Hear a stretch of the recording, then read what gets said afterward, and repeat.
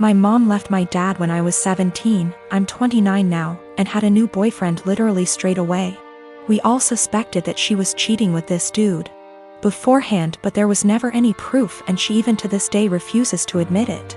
She had 2 more kids with this guy. When my mom and dad broke up, I moved out to live with my dad, who had moved back in with his parents. The major reason for this was because she told me to leave as I kept fighting with her new dude. I really did not want to deal with a new guy in my mom's life, and I was really upset that she didn't give a shit about how much pain my dad was in. When she told me to leave, something in me changed, and I am still unable to forgive her. That solidified BC. My 14-year-old sister stayed with my mom for a year and then begged to come and live with my dad because she hated it so much at my mom's place. And my sister and mom were close, so for my sister to feel that way, it must have been bad. Since I was 18, my grandparents kept pushing me to start a business. BC. I liked to tinker and had built a few specialized tools for a niche construction industry that my dad was in, and they saw potential in me.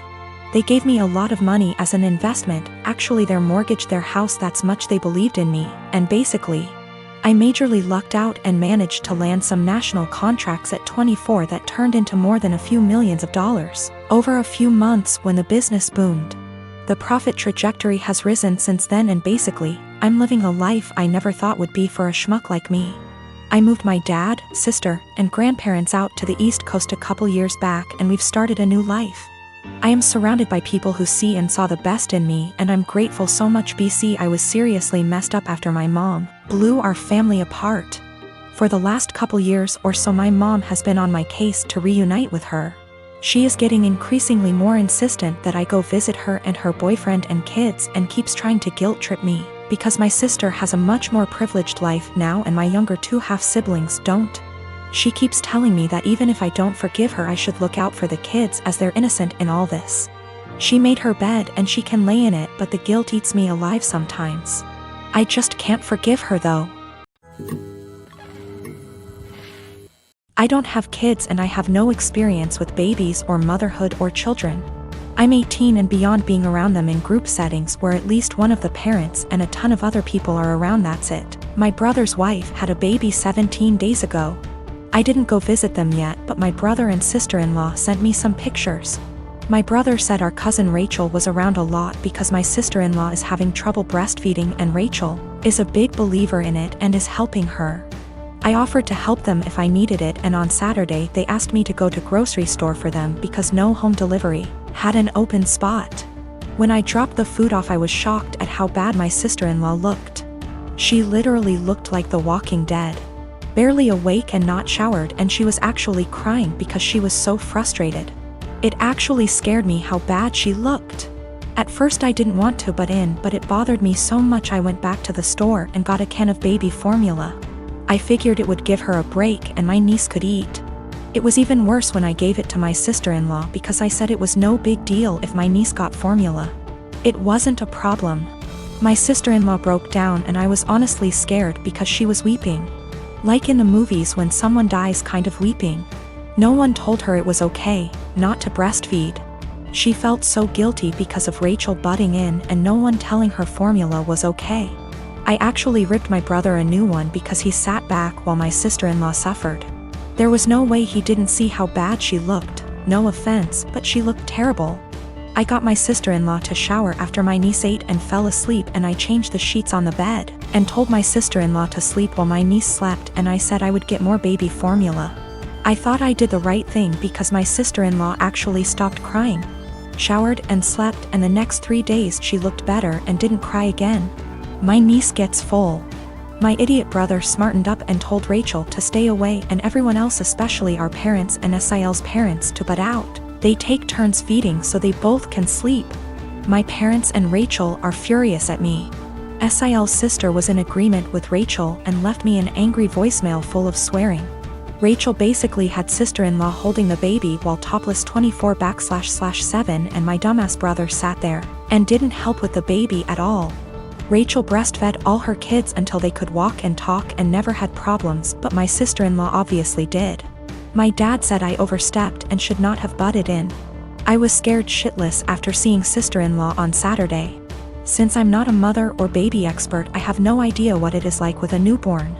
I'm second guessing now after feeling like I did the right thing because everyone is angry with me. I have 3 children, the oldest being 16M. For my birthday last week my son went out and bought me this swinging hammock chair that I had been wanting for 2 years, and it cost him quite a bit of his saved money, which I fully intend to put back into his bank account so he can continue saving. He was so excited to see me open this gift and couldn't wait to help me set it up. I told him he shouldn't have, that it was a lot of money, and his response was, "You never get anything nice. I wanted you to have it." And it was true. I usually don't get anything for my birthday or Christmases outside of Tupperware or soaps. So it might sound stupid, but I have cherished this swing ever since he got it for me. Especially where I finally have something nice that's mine. My sister-in-law comes over once a week to see all of us, and she immediately headed straight for my swing, which my son hooked up on our deck. I told her to please not sit on it, and she said, "Is there a weight limit?" So I told her yes, 250 pounds, and I even showed her the box to confirm. She was not upset about this.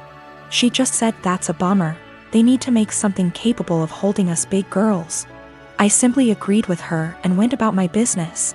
At this point my husband shows up from work. When I went inside to grab us some drinks, her and my husband are talking on the porch, and not even 5 minutes later I hear a loud crash. I go out, and sure enough she had sat in my swing, and the crochet netting around the hook snapped on one side, causing her to fall right on her ass. She is sitting there laughing, gets up and says, "I guess I need to learn to listen." So I lost it. As I said above, I literally never get anything nice. Never. This is the one thing that I had that was mine, and it didn't even take someone a freaking week before they ruined it for me. So I said, "I literally just told you not even 20 minutes ago that it would not hold you, and to please not sit in it." She makes some comment about, "Usually the weight limit is a lie." I thought it would hold. So I said, "The weight limit probably would have held if you were only 50 pounds heavier than it, not 150. She is 420-ish lbs because she is one of those girls who eat food on camera for money, and she absolutely loves her weight. But regardless, instead of apologizing or offering to compensate me for my destroyed item, she has resorted to saying I'm a shitbag for making her feel like her weight is a problem and my husband is on her side. This goes back 3 years when my mom and her girlfriend got engaged. My mom put in so much time and energy into organizing this wedding and was so excited. She sent out invites to all our family members for months in advance, and almost everyone confirmed they would be going. Barely a week before the wedding, she received several messages from aunts and uncles who said they won't be going because they had other commitments, despite confirming they'd be there months prior.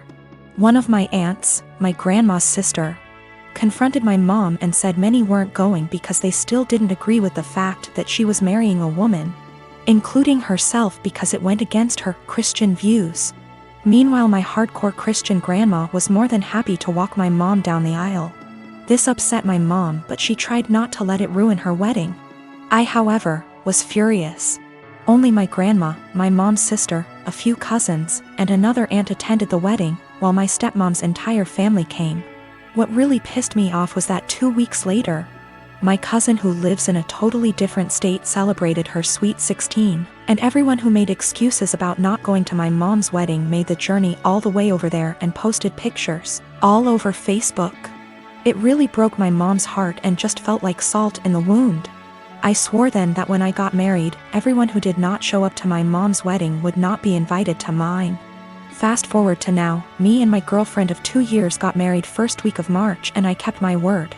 The only ones we invited to our wedding was the family that did go to my mom's, and one other aunt who did have a good reason for not being there at the time because she was recovering from surgery.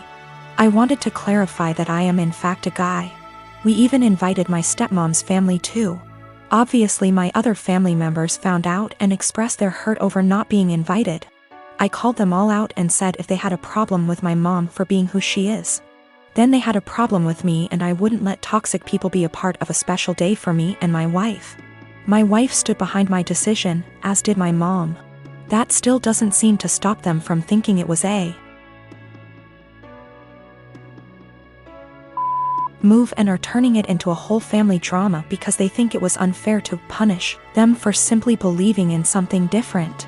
Wow, thank you so much for all the love and support, everyone.